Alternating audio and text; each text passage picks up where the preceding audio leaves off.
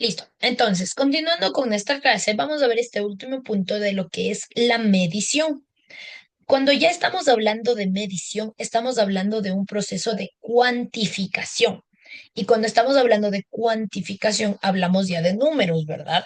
De datos específicos que yo puedo obtener. Y dentro de esta cuantificación, yo veo cuáles son los resultados de aprendizaje. Y esto lo puedo tener a través de instrumentos estandarizados. Entonces, como ustedes saben, nosotros, por ejemplo, cuando terminamos un trimestre necesitamos tener notas de tareas, notas de trabajos grupales, notas de participación en clase, notas de evaluaciones, y después de esto yo obtengo una calificación, ¿verdad? Y esta calificación me permite saber cuántos estudiantes también han aprobado o han reprobado las diferentes materias o han obtenido todos los aprendizajes. Entonces, aquí está la diferencia entre lo que es el diagnóstico, la evaluación y la medición. ¿Listo? Entonces, para tener claro, el diagnóstico nos ayuda a ver las características y necesidades. La evaluación, sobre todo, está basada en cuanto al aprendizaje y dentro de la medición yo tengo ya datos cuantificables de cuáles son esos resultados de aprendizaje. ¿Listo? Entonces, son tres cosas diferentes. Vamos a ver ahora cuáles son los diferentes fundamentos teóricos que tenemos dentro del diagnóstico pedagógico. Primero, nosotros debemos saber que dentro del diagnóstico pedagógico nosotros vamos a tener bases psicológicas, vamos a tener teorías del aprendizaje y vamos a tener también modelos de diagnóstico, ¿ok? Entonces, dentro de las bases psicológicas, nosotros debemos tomar en cuenta sobre todo las teorías de desarrollo y de aprendizaje que nos permiten entender el crecimiento y las capacidades de los estudiantes. Entonces, nosotros como docentes debemos saber que nuestros niños son un todo, ¿verdad? Nosotros no solamente llegamos a las aulas a los niños para enseñarles todo el conocimiento que tengo. Entonces, ahorita me toca matemáticas, solo matemáticas. Después tengo lenguaje, solo lenguaje. Después tengo ciencias naturales, solo ciencias naturales. No. Los niños también tienen esta base psicológica que les va a permitir aprender y desarrollarse de la mejor manera. Y por eso es que aquí entran estas bases psicológicas. ¿Sí? Y en muchas ocasiones nos toca también a nosotros como docentes ayudarnos de profesionales de la psicología que nos ayuden a realizar una mejor práctica dentro de nuestras clases. Dentro de estas teorías del desarrollo y del aprendizaje, nos van a permitir también entender un poco desde la psicología cómo el cerebro y cómo las personas también aprenden y de acuerdo a las edades y las etapas en las que están los niños también, cómo van cambiando estas formas de aprendizaje. Eso es por eso tenemos esta base psicológica, ¿listo? Ahora también están las teorías del aprendizaje. Dentro de las teorías del aprendizaje son aquellos enfoques que nos describen cómo los estudiantes adquieren y procesan la información. Entonces, el aprendizaje tiene una forma específica también de procesarse dentro de la información, ¿ok? Y de que nuestro cerebro, además, es el que procesa esa información. Entonces, por ejemplo, dentro de estas teorías del aprendizaje, vamos a hablar, por ejemplo, de una que es uno de los procesos más difíciles que tenemos, que es justamente este proceso de lectura. Nuestro cerebro aprende a leer, pero además la lectura se abre paso dentro de nuestro cerebro para poder realizar este proceso. Y es el único proceso que hace esto dentro de nuestro cerebro. Entonces, por ejemplo, una persona adulta puede aprender a conducir, ¿verdad? O puede aprender a andar en bicicleta, o puede aprender a manejar una moto, y todos estos procesos, bueno, se vuelven automáticos, sí, porque al inicio uno está pensando, no, bueno, tengo que acelerar, tengo que quitar el pie del embrague y acelerar despacito para que el carro pueda avanzar, ¿verdad? Así funciona cuando manejamos.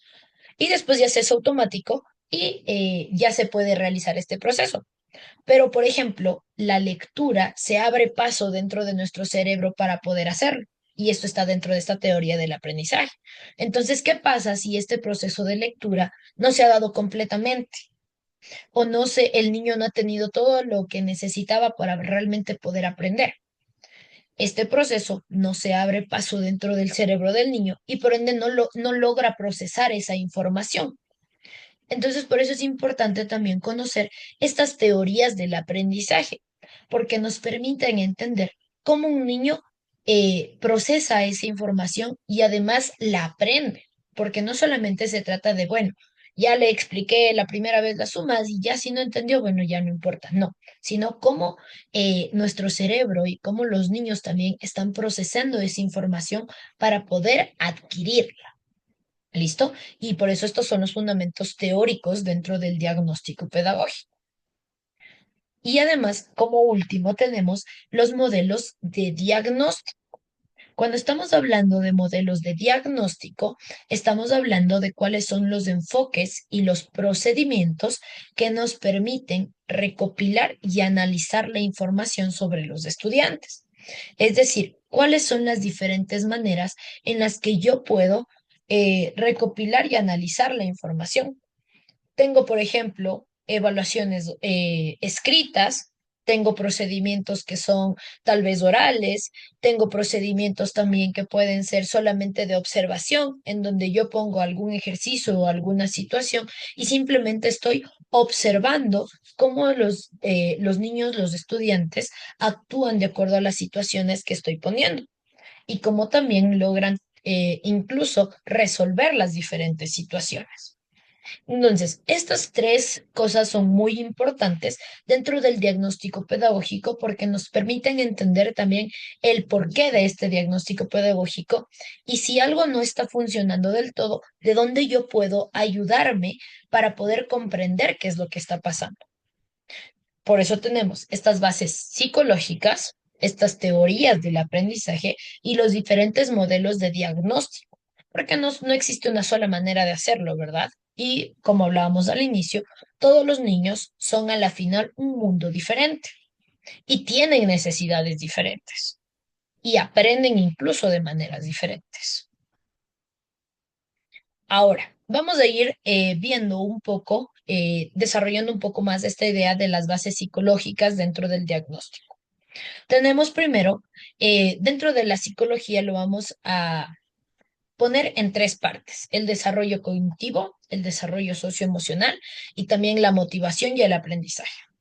Dentro del desarrollo cognitivo, tenemos dentro de esta base psicológica las teorías de Piaget, de Vygotsky y otras que nos ayudan y nos permiten ver cómo se desarrollan las habilidades intelectuales. A ver, entre ustedes, de qué nos habla la teoría de Piaget? ¿Quién sabe? ¿De qué nos habla esta teoría de Piaget? Ya han visto en materias anteriores, ya este nombre les debe haber sonado un poquito más. ¿De qué nos habla esta teoría de Piaget? ¿Quién se acuerda? A ver, Eh, Galita, dígame. este, lo que yo me recuerdo es que Piaget fue un científico, quien fue, o sea, quien estudió las edades, las etapas de las edades de los niños. O sea, una parte que me Ujú. acuerdo, ¿no? Eso fue.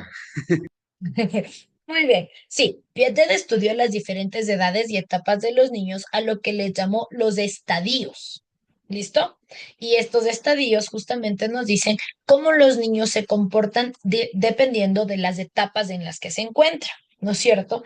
Entonces, Piaget, por ejemplo, empieza con la etapa sensorio-motora, en donde nos dice que los niños, cuando son muy pequeños, aprenden sobre todo a través de los sentidos y a través del movimiento, porque es lo que conocen. Después pasan a otras etapas y de acuerdo a eso van aprendiendo, ¿verdad?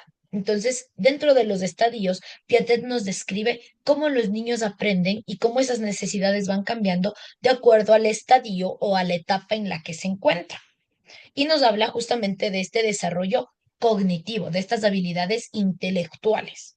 Y a través de eso también nos dice, bueno, qué es lo que podamos realizar o qué es lo que podemos hacer dependiendo de la edad en la que está. Entonces es muy importante conocer. ¿Y alguien sabe sobre qué se trata la teoría de Vygotsky, de Lev Vygotsky? ¿Quién se acuerda? Sí debieron haber escuchado también por ahí.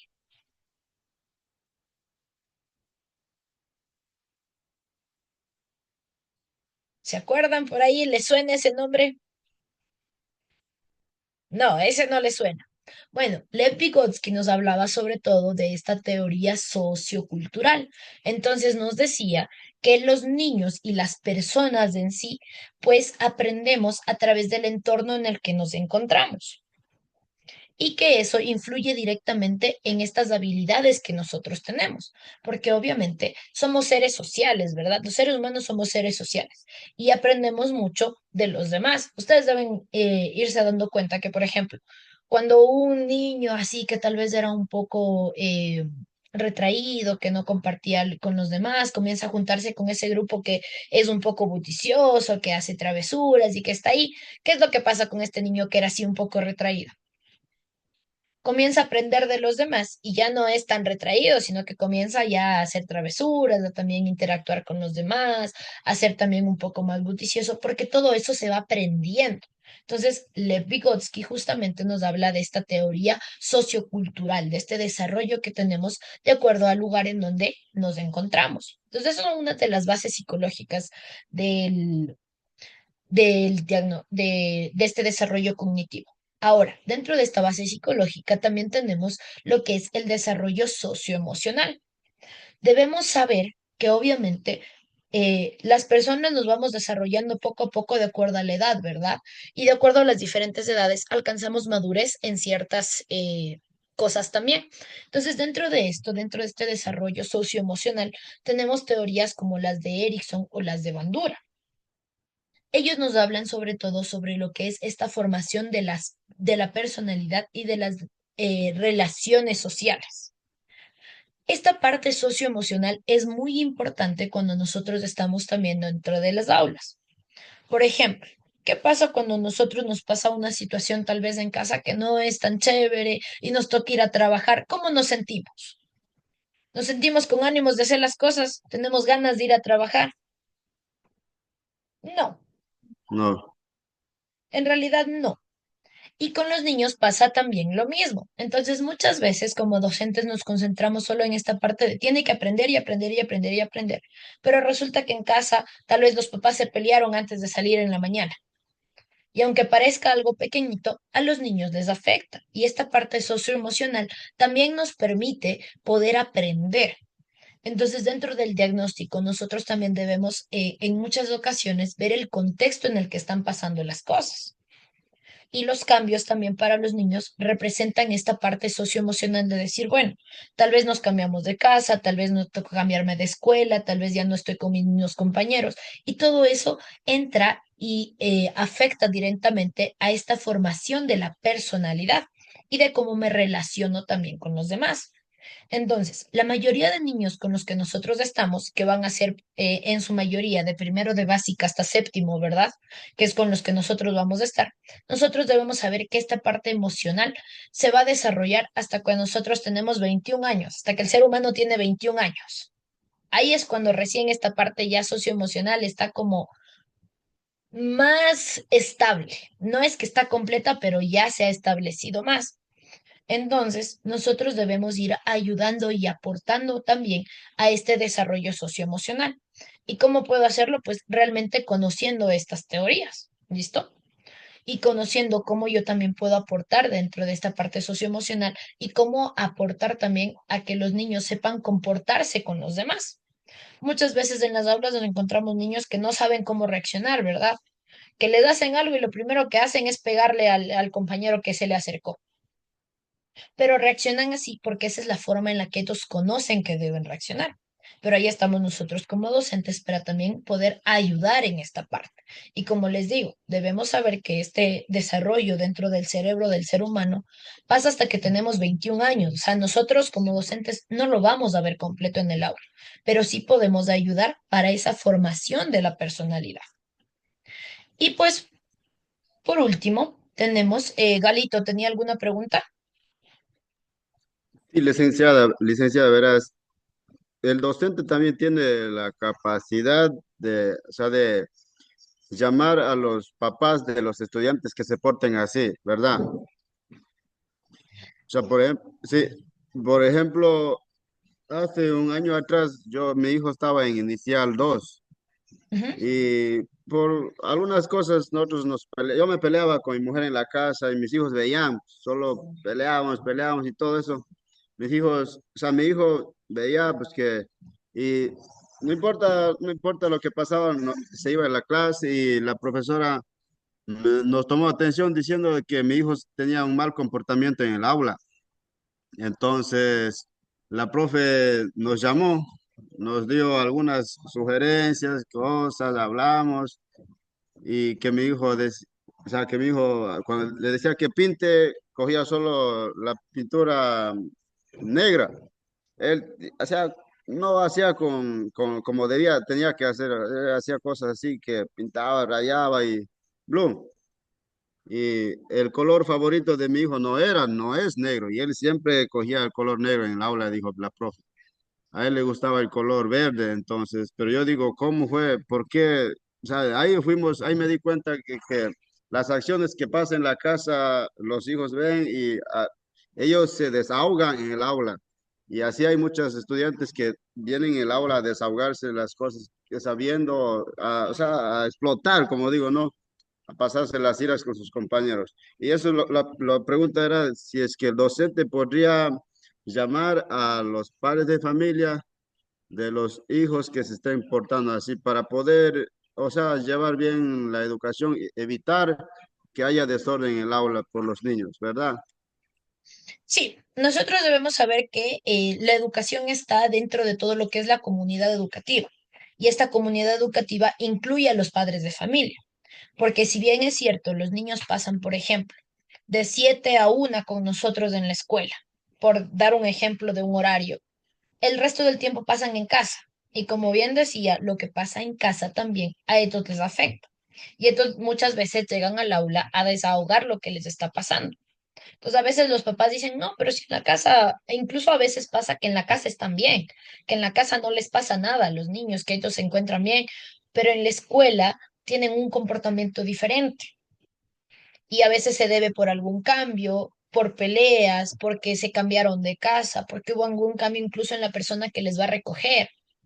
A mí me ha pasado. Hay niños que a veces los papás les son los que eran encargados de irles a ver a retirar en la escuela. Y por cuestiones de trabajo, por cuestiones de cualquier cosa, ya no pueden ir a verles.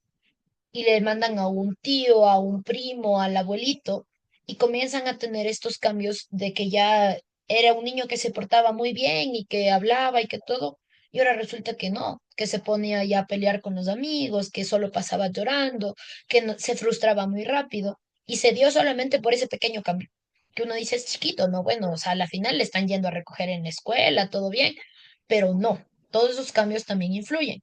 Y claro, va a haber situaciones y ocasiones en las que yo como docente voy a necesitar hablar con los padres de familia para saber incluso qué está pasando en casa y muchas veces así poder entender por qué este cambio de actitudes de mi estudiante con respecto a la situación en la que está pasando, porque las situaciones que pasan pues también les van afectando. Entonces, obviamente, todo esto yo tengo que coordinar también con los directivos, porque si el director o el inspector no está enterado y simplemente estoy llamando y llamando a los papás, pues también va a ser un poco complicado. Yo siempre debo informar las situaciones que están pasando, ¿listo? Y como último punto, vamos a ver esta parte de lo que es la motivación y el aprendizaje. Dentro de la motivación y el aprendizaje, vamos a ver también teorías como las de Maslow, las de Bandura, las de Key Ryan sobre los factores que impulsan el aprendizaje. Maslow tiene una pirámide de motivación. Y en esta pirámide nos dice, bueno, cuáles son las motivaciones más grandes que como seres humanos tenemos y que obviamente me permiten aprender.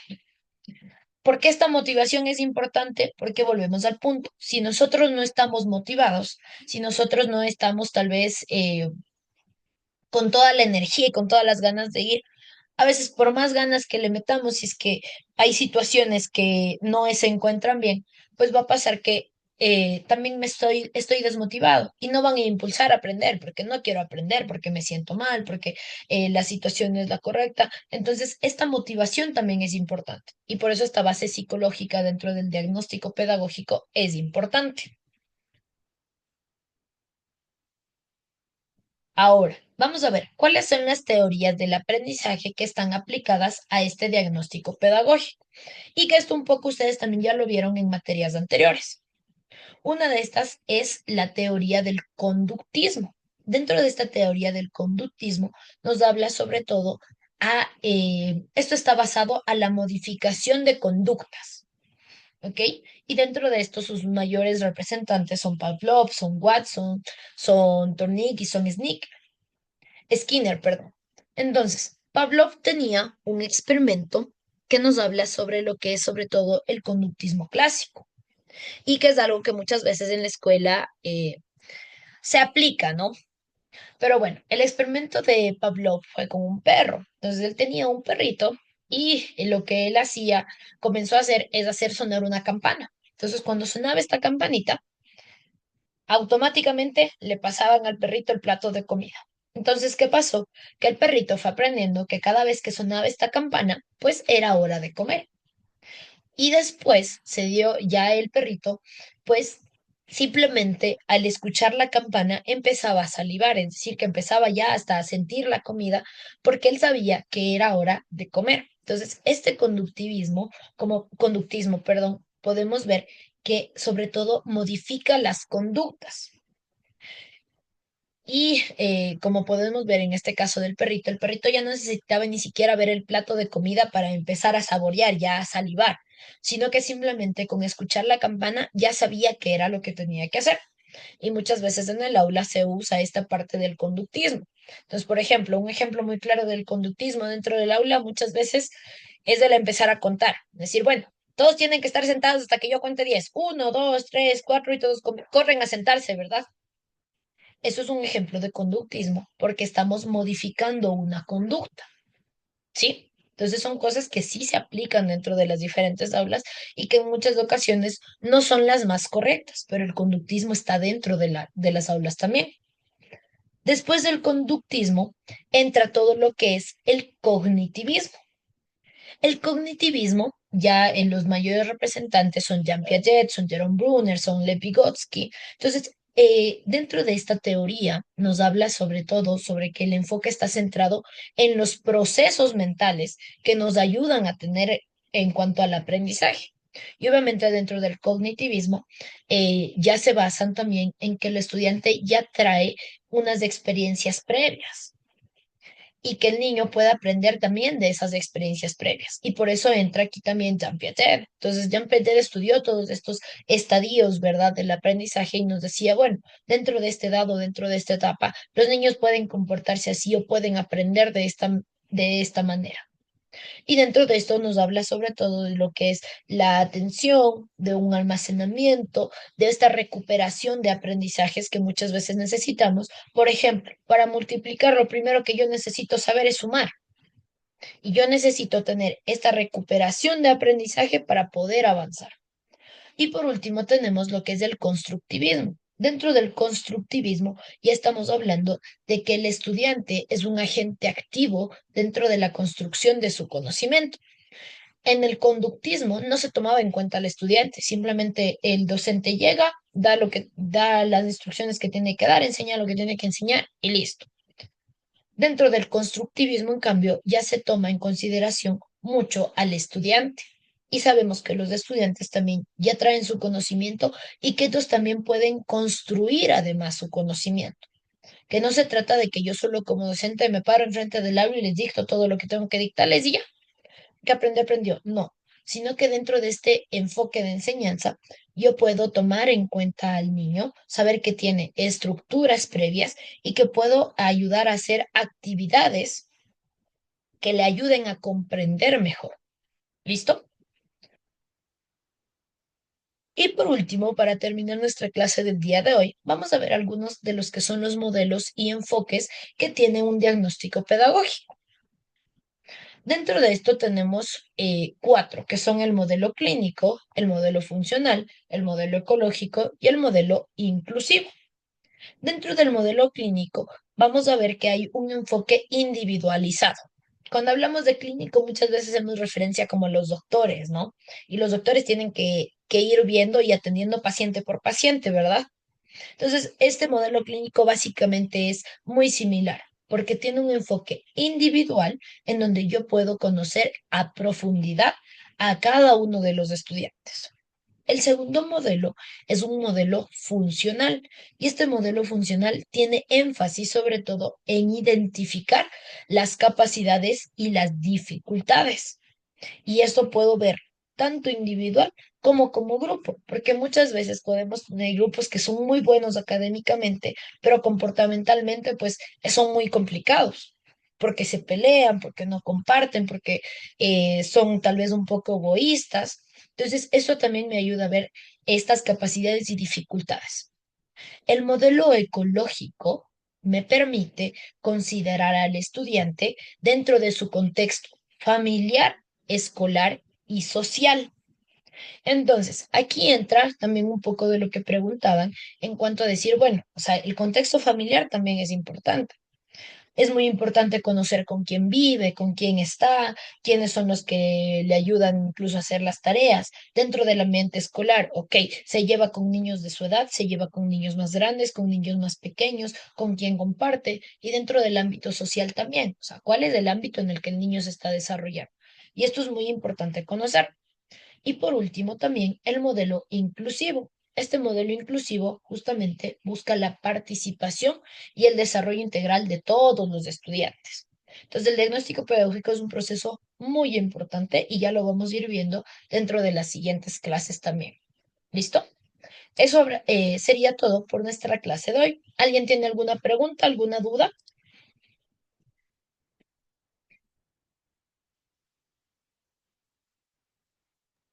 Muy claro, profe, de mi parte. Muy claro. Perfecto. Entonces, les queda una tarea para esta semana para que por favor la vayan realizando y nos veríamos con eso la siguiente clase. También hay un pequeño foro en donde quiero que respondan cuál es la importancia del diagnóstico pedagógico, ¿listo? Y como tarea, va a ser una tarea de investigación. Necesito que investiguen cuáles son las teorías del aprendizaje que están aplicadas al diagnóstico y cuáles son los modelos y enfoques del diagnóstico pedagógico. ¿Listo? Esa sería la tarea. Son dos cosas que debemos investigar. Las teorías de aprendizaje aplicadas al diagnóstico y los modelos y enfoques del diagnóstico pedagógico. Y con eso nos veríamos la siguiente semana. No se olviden, por favor, de también ir llenando los cuestionarios. ¿Listo? El cuestionario está activo ahí para que ustedes lo puedan llenar. Listo, chicos. Con eso nos veríamos la siguiente clase, si es que no hay dudas. Listo, Lice. Gracias por la información. Perfecto, todo claro. Entonces nos vemos la siguiente semana. Cuídense, una Gracias, buena Lice. semana. Nos vemos, Lice.